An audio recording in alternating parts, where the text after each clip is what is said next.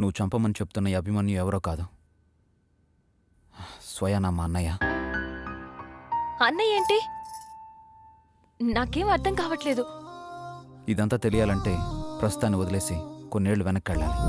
మా అమ్మా నాన్న చనిపోయిన తర్వాత ప్రస్తుత సీఎం మా పెదనాన్నే మాకు అండగా నిలిచి మమ్మల్ని చదివించి ఇంత వాళ్ళని చేశారు. కష్టాలు కన్నీళ్లు మనిషిని భయపెట్టడానికో బాధ పెట్టడానికో రావురా. మనిషిని ఇంకా బలంగా మార్చడానికి, ఎలా బతకాలో నేర్పడానికి మాత్రమే వస్తాయి. అందరూ తల్లిదండ్రుల ఆస్తులు పంచుకుంటారు, కానీ మీరు మీ నాన్న ఆశయాల్ని పంచుకోవాలి.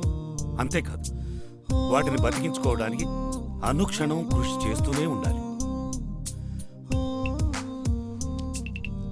అర్జున్, అభి, నేను చేయబోయే ధర్మయుద్ధంలో నేను ఉపయోగించే ఆయుధాలు కావాలి.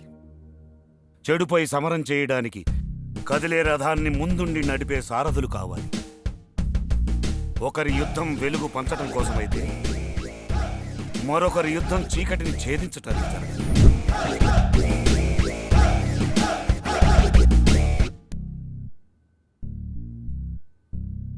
మరి అంజలిని చంపిందెవరో?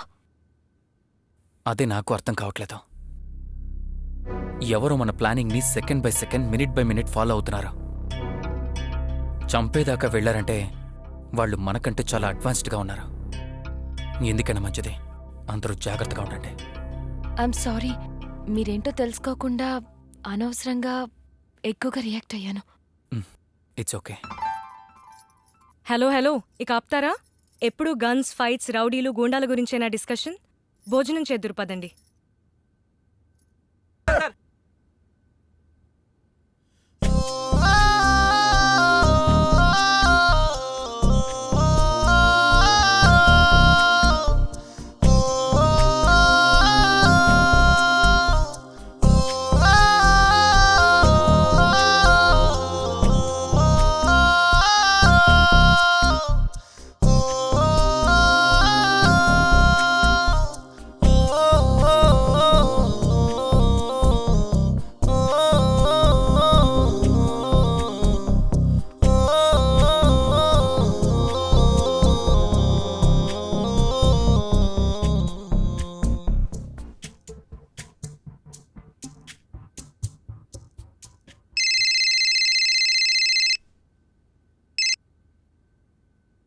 చెప్పు అర్జున్. నువ్వు అర్జెంటుగా ఛానల్ ఆఫీస్కి రా. ఎందుకు? నేను చెప్తాను. వచ్చేటప్పుడు ఛానల్ ఐడి కార్డ్ తీసుకురా. Okay, I'll come in 5 minutes.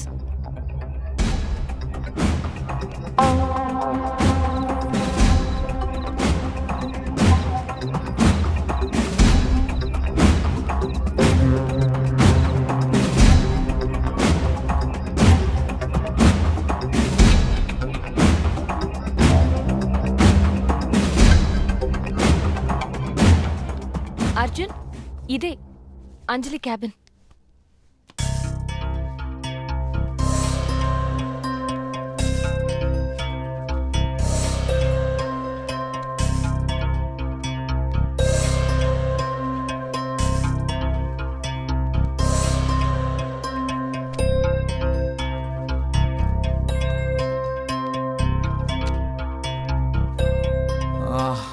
ఆ సీసీటీవీ ఫుటేజెస్ అందులో ఉంటాయి.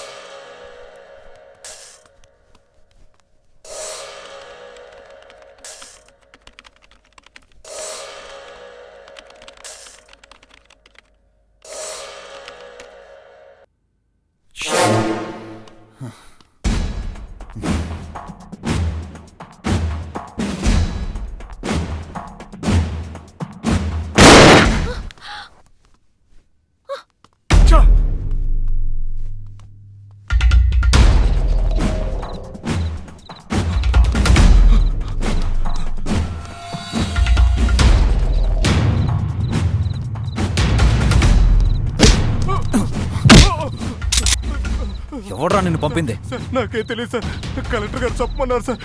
నిజంగా నాకే తెలియదు సార్, నాకే తెలియదు సార్, నాకే తెలియదు సార్.